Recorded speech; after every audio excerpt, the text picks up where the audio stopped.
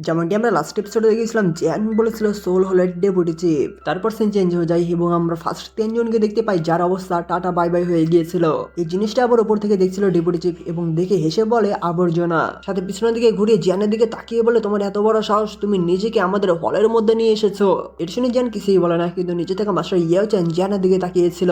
এর দিকে পাশে থাকা গুইও হেসে বলে, আজকে এইখান থেকে পালিয়ে যাওয়ার কোনো চিন্তাও করিও না। এটা শুনে মাস্টার ইয়েও চ্যান একটু রেগে যায়। অন্যদিকে গুইও ডেপুটি চিফের কাছে চলে যায় এবং মাস্টার ইয়েও চ্যান জ্যানের কাছে চলে আসে। তখন গুইও বলে, ডেপুটি চিফ আপনি চলে এসেছেন। কিন্তু ডেপুটি চিফের তাকানো দেখে গুইও ভয় পেয়ে যায় এবং তখনই ডেপুটি চিফ গুইওর গলা ধরে ফেলে এবং বলে, অকার্যকর আবর্জনা, আমাদের হলিডে এত গুরুত্বপূর্ণ জায়গার দায়িত্ব তোমাদের উপর দিয়েছিল, কিন্তু তোমরা থাকতেও মানুষরা এই জায়গাটা প্রায় ধ্বংস করে দিল। এটি বলে গুইওকে ছুড়ে ফেলে দেয় এবং বাতাসের মধ্যে এমন ওয়েব তৈরি হচ্ছিল যে যেটা বলার মতো না। সাথে গুইও ভয়ঙ্কর স্পিডে একদম গ্রাউন্ডের মধ্যে ঢুকে যায়। তারপর গুইও নিচে পড়ে যায় এবং সেই অবস্থায় নিয়েই বলে, ডেপুটি লিডার প্লিজ আমার জীবনকে ক্ষমা করুন। এদিকে ডেপুটি চিফ বলে, আমি ভাবতে পারিনি সামনে স্কাই ম্যানশন অ্যালায়েন্স আমাদের হলকে ডিস্ট্রয় করার সাহস করবে। এটি শুনে জ্যান এবং টিচার সিরিয়াস হয়ে যায় এবং জ্যান মনে মনে বলে, এই জায়গার তো জিয়া বাইরে থেকে সিল করে রেখেছিল, কিন্তু তারপরেও এই ভেতরে আসলো কিভাবে। অন্যদিকে ডেপুটি চিফ বলে, জিয়ান তুমি কি ভুলে গিয়েছো তোমার ফাদার কার হাতে রয়েছে। তখন জ্যান খেপে যায় এবং বলে, এত বড় সাহস। তখন ডেপুটি চিফ বলে, কি করার সাহস পাচ্ছি না আমি, তুমি আজকে আমাদের হিউম্যান হলকে যেভাবে ধ্বংস করলে, যখন আমি ফিরে যাব তখন তোমার ফাদার বা শাওজানকে ঠিক একইভাবে ধ্বংস করব। এটা শুনে জিয়ান তো ভয়ঙ্কর ভাবে রেগে যায়। তখনই মাস্টার ইয়োচান থামিয়ে দেয় এবং বলে, বেশি আবেগপ্রবণ হয়েও না। তারপর জিয়ান নিজেকে শান্ত করে এবং বলে, আমি আগেও বলেছিলাম যদি আমার ফাদারের সাথে অন্যরকম কিছু হয় তাহলে তোশি এম্পায়ার জেটটাকে সরাসরি গুকলাইনকে দিয়ে দেবো। তখন ডেপুটি চিফ বলে, কোনো প্রয়োজন নেই, তুমি সেই সুযোগটাই পাবে না, কারণ আজকে আমি পার্সোনালি তোমাকে ধরে নিয়ে যাব হুনক্ল্যানের মধ্যে। তারপর ফাদার এবং ছেলেকে একসাথে করবো। হেডি বলে সেই পার্পল বুকটা খুলে ফেলে দেয়, যার ফলে সেইখান থেকে ভয়ঙ্কর এনার্জি বের হয়ে যায়। এই এনার্জি চারদিক ছড়িয়ে পড়ে এবং জিয়ানরা এই এনার্জি দেখে নিজেদেরকে একদম সতর্ক করে ফেলে। অন্যদিকে সেই বুক থেকে অনেকগুলো ভয়ঙ্কর সেই পার্পল ডার্ক চেইন বেরোতে শুরু করে। এটি থেকে টিচার বলে, সাবধান, কারণ বর্তমানে ডেপুটি চিফের স্ট্রেংথ 3 স্টার দাওশ্যাং লেভেলে রয়েছে। তখন জিয়ান রিং বের করে হুম বলে। অন্যদিকে ডার্ক পার্পল চেইন গুলো একদম রেডি হয়ে যায় এবং ডেপুটি চিফ বলে, তোমাকে আজ পর্যন্ত বাঁচতে দিয়েছি শুধুমাত্র আমার সোল হলের করোনার কারণে। এটি বলে গায়েব হয়ে যায় এবং সেই ভয়ঙ্কর পার্পল চেইন দিয়ে জিয়ানদের উপর অ্যাটাক করে দেয়। সাথে জিয়ানরা কোনো মতে একটু পিছনের দিকে চলে আসে, কিন্তু অ্যাটাকের ফলে পুরো স্পেস একদম ব্রেক হয়ে যায়। সাথে ডেপুটি চিফ বলে, কিন্তু দুঃখের বিষয় তুমি আমাদের সোল হলের করোনাকে মূল্যায়ন করনি। তারপর আবার চেইন অ্যাটাক করে দেয় এবং জিয়ান একটুর জন্য সেই চেইনগুলোকে ডস করে ঠান্ডা টেকনিক ইউজ করে পিছনের দিকে চলে আসে। তখন আবার হেভি রুলার বের করে ঠান্ডা টেকনিক ইউজ করে উপরের দিকে চলে আসে। এদিকে ডেপুটি চিফও রেডি ছিল এবং তার ডার্ক চেইনগুলোকে জিয়ানের দিকে ছেড়ে দেয়। তখন জিয়ান সেই চেইনগুলোর ব্যাটার করে দেয়, কিন্তু চেইনগুলো অনেক পাওয়ারফুল হওয়ার কারণে জিয়ানকে পিছনের দিকে ধাক্কা দিয়ে নিচে ফেলতে শুরু করে। এদিকে মাস্টার জিয়াও চেন বলে জিয়ান এবং জিয়ানের দিকে আসতে থাকে।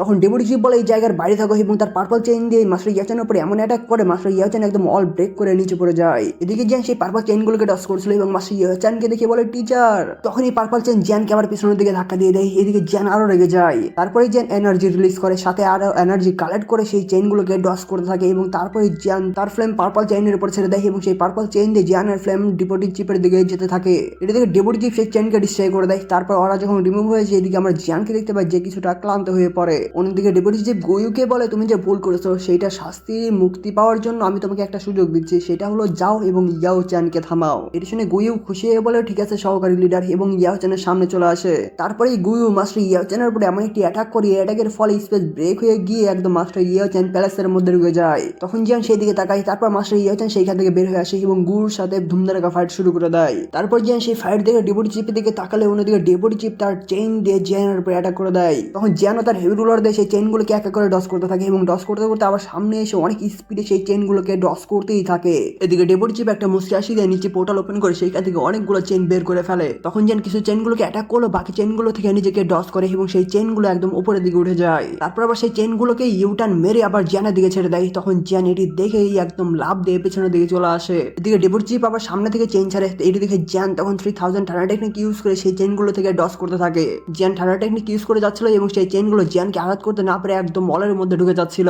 এগুলো থেকে ডেপুটি চিফ এনজয় করছিল। অন্যদিকে জিয়ান সেই চেইনগুলোকে ডস করতে করতে সামনে আগাতে শুরু করে। সামনে যে চেইনগুলো আসলে সেই চেইনগুলোকে ডস করতে থাকে এবং আঁকাবাঁকা করে সামনের দিকে আস্তে আস্তে একদম কাছে চলে আসে। তারপর জিয়ান ডেপুটি চিফের একদম পিছনে চলে আসে এবং সেই চেইনগুলোকে ডস করে জিয়ান তার হেভি রুলার দিয়ে ডেপুটি চিফকে আঘাত করতেই যাবে, কিন্তু তখনই ডেপুটি চিফের সেইখান থেকে কয়েকটা চেইন জিয়ানের প্যাডা করে দেয় এবং জিয়ান কোনো মতে সেই চেইনগুলো থেকে নিজেকে রক্ষা করে। তারপর ডার্ক চেইনগুলো চারদিক ছড়িয়ে পড়ে এবং ছড়িয়ে পড়তে পড়তে মাঝখানে একটা সার্কেল তৈরি করে প্রত্যেকটা পিলারের জায়গায় একটা করে সাপোর্ট তৈরি করে। সেই সার্কেলের মধ্যে দেখতে পাই যেখানে জিয়ান আটকা পড়ে গিয়েছিল এবং জিয়ান চারদিক ভালো করে দেখতে থাকে এবং দেখতে দেখতে তার পিছনে দেখতে পাই ডেপুটি চিফকে, যে একটা ইভিলাসি দিয়ে দাঁড়িয়েছিল। এদিকে জিয়ান তার ফ্লেম অ্যাক্টিভ করে এবং তা পুরো বডিতে ছড়িয়ে দেয়। তারপর হেভি রোলারকে সেই চেইনগুলো দিকে ছেড়ে দেয়। তখনই জিয়ান এক পলকে চলে এসে সেই হেভি রোলার নিয়ে তার ফ্লেম দিয়ে চেইনের উপর অ্যাটাক করে, যার ফলে সেইখান থেকে অনেক এনার্জি বেরোচ্ছিল। এদিকে জিয়ানও থামে না এবং সে তার কাজ চালিয়ে যেতেই থাকে। তারপর জিয়ান আরো রেগে যায়, কিন্তু এদিকে ডেপুটি চিফ তার হাতের ইশারায় সেই সার্কেলকে ছোট করতে শুরু করে এবং করতে করতে অনেকটাই ছোট করে ফেলে, যার ফলে জিয়ান নিজের দিকে ধাক্কা খায়। তারপর সেই চেইনগুলোর মধ্যে থেকে আরো এনার্জি বের হতে শুরু করে, সাথে কিছুটা ছোট হচ্ছিল। তারপরে সেই সার্কেলটা একদম ছোট হয়ে জিয়ানকে একদম চেইনের মধ্যে আটকে ফেলে।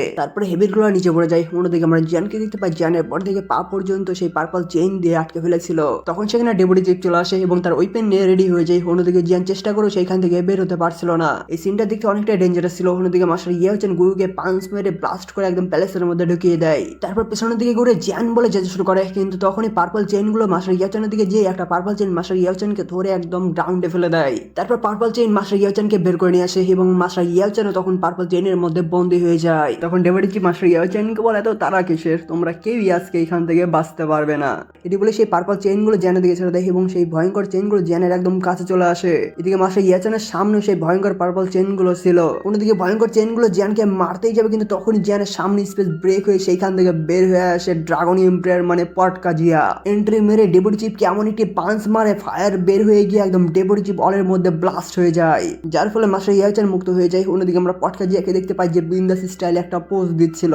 তারপর ড্রাগন বডি রিমুভ হয়ে যায়। এদিকে গুইউ ন্যাংরাতে ন্যাংরাতে উপরের দিকে উঠে আসে। তারপর যখন নিচের দিকে তাকায় সেখানে দেখতে পাই তাদের ডেপুটি চিফ একদম চিটপাড়াং হয়ে পড়ে আছে। তখন ডেপুটি চিফ বলে, এনশিয়েন্ট ভয় ড্রাগন ক্ল্যান। এদিকে জিয়া বলে, এই জায়গা তো আমি অনেক সময় ধরে সিল করে রেখেছিলাম, তাহলে তুমি কোন জায়গা থেকে দৌড়ে আসছো এখানে? তখন ডেপুটি চিফ বলে, মহামান্য, এই বিষয়টা আমাদের সোল হলের, তাই আমি অনুরোধ করবো আপনি এই বিষয়ের মধ্যে হস্তক্ষেপ না করেন, কারণ এইটা করলে আপনি নিজের উপর নিজেই বিপদ ডেকে আনবেন। এটা শুনে জিয়া বলে, সোল হল এটা আবার কি জিনিস? ভাইরে ভাই, কি মারাত্মক একটা রোস্ট করলো। তারপর যে অনেক স্পিডে সামনে এসে বলে, জিয়ান আমাকে বলেছিল আজকে নাকি এই হলের মধ্যে একদম রক্তের বন্যা বইয়ে দিবে।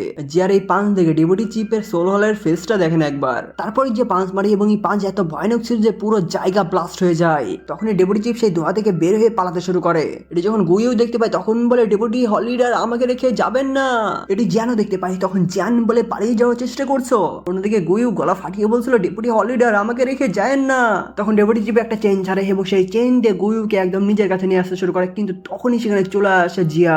তখন জিয়া বলে, তুমি কি ভাবছো তুমি এইখান থেকে যেতে পারবে? এবং জিয়া পাঞ্চ মারতে যাবে তখনই মাঝখানে গুইউকে নিয়ে আসে, সাথে ডেপুটি চিফ সেখান থেকে সরে যায়, যার ফলে জিয়ার পাঞ্চ গুইউর বডিতে লাগে এবং গুইউ এই পাঞ্চকে একদম গ্রাউন্ডের মধ্যে ঢুকে যায়। তারপর যে আবার পিছনের দিকে তাকিয়ে বলে আবার, কিন্তু সেই ডেপুটি চিফকে আর খুঁজে পায় না এবং চারদিক ভালো করে দেখতে থাকে। যে কাউকে না দেখতে পেয়ে বলে, কোথায় গেল? এই কি পালিয়ে গেল এখান থেকে? দূর, আমি মজাও করতে পারলাম না। এটি বলে মন খারাপ করে জিয়ানের দিকে যেতে শুরু করে। তখন জিয়ান বলে, ভুলে যাও, সে যদি এখান থেকে পালিয়ে যায় তাহলে তাকে পালিয়ে যেতে দাও। সোল হল আগে বা পরে তারা বুঝতেই পারবে এই কাজটা আমরাই করেছি, কারণ সোল হল এবং আমাদের অ্যালায়েন্স লম্বা সময় ধরে এই অপরের চিরশত্রু।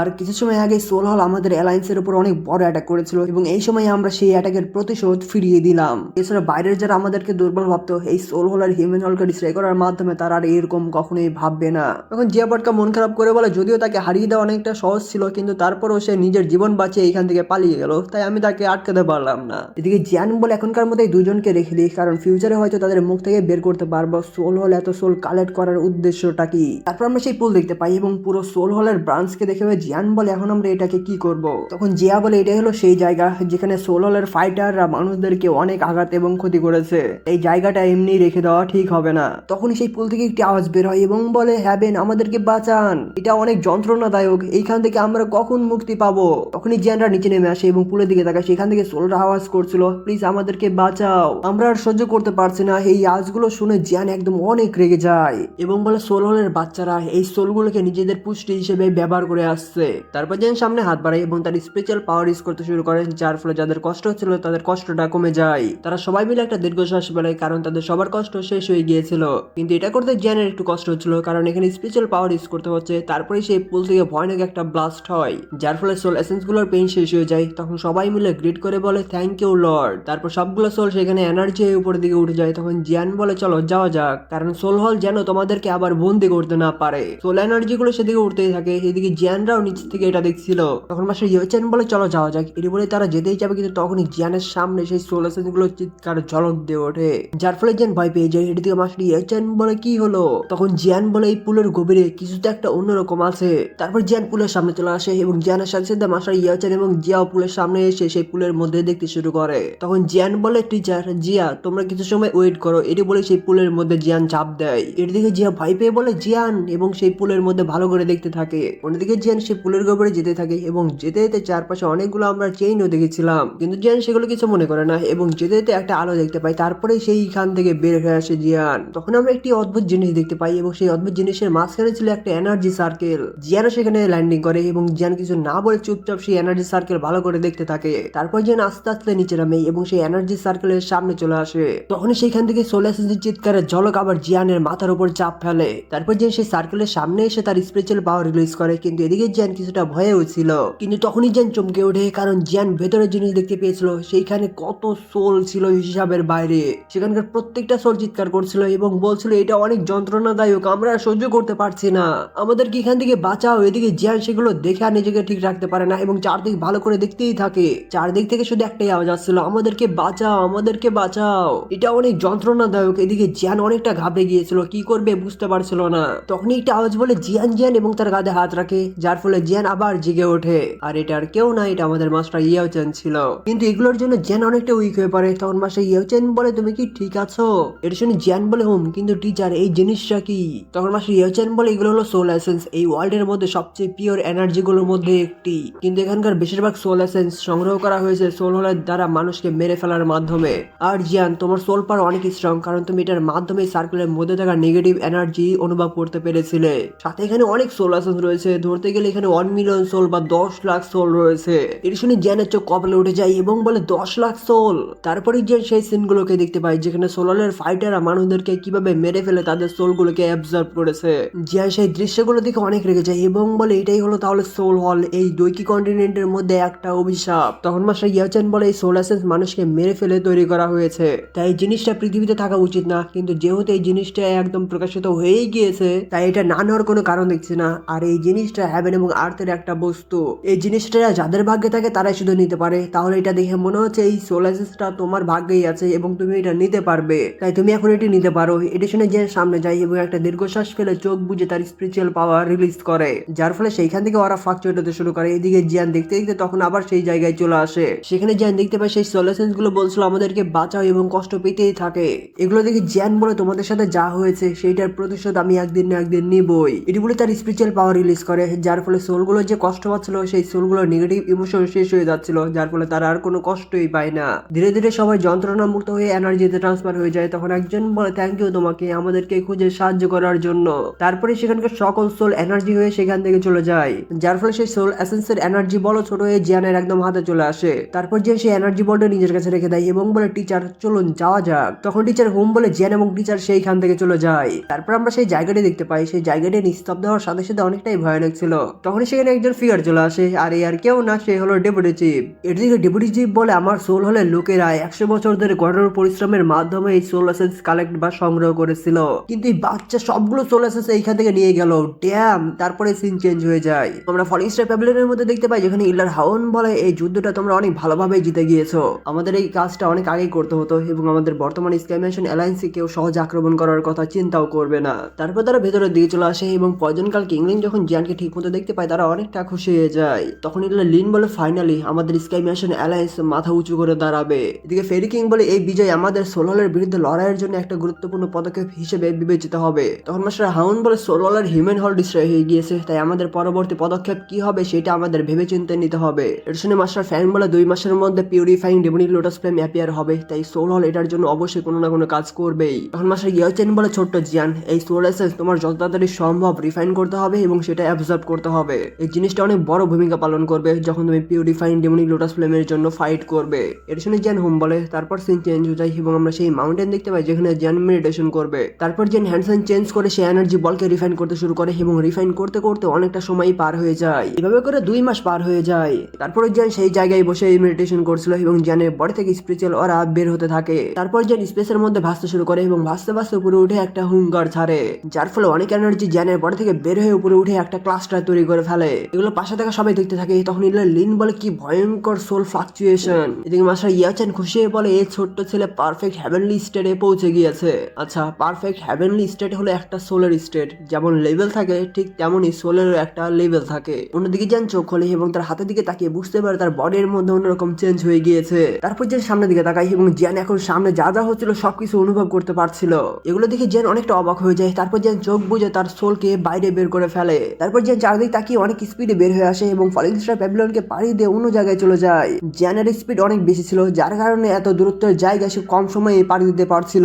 এভাবে করে জেন পাড়ি দিতেই থাকে এবং তার নতুন পাওয়ারের জন্য জেন সবকিছু অনুভব করতে পারছিল। সেখানকার গাছপালা, পশু পাখি সবকিছু অনুভব করতে পারছিল এবং জেন আস্তে আস্তে একটা সিটির মধ্যে চলে আসে। জিয়ান সেখানে এসে দাঁড়িয়ে যায় এবং জিয়ান যেখানে যেখানে গিয়েছিল সবকিছু দেখতে পায় এবং এভাবে পরিবর্তন হতে হতে জিয়ান চোখ খোলে এবং দেখতে পায় জিয়ান একটা অন্য জায়গায় চলে এসেছে।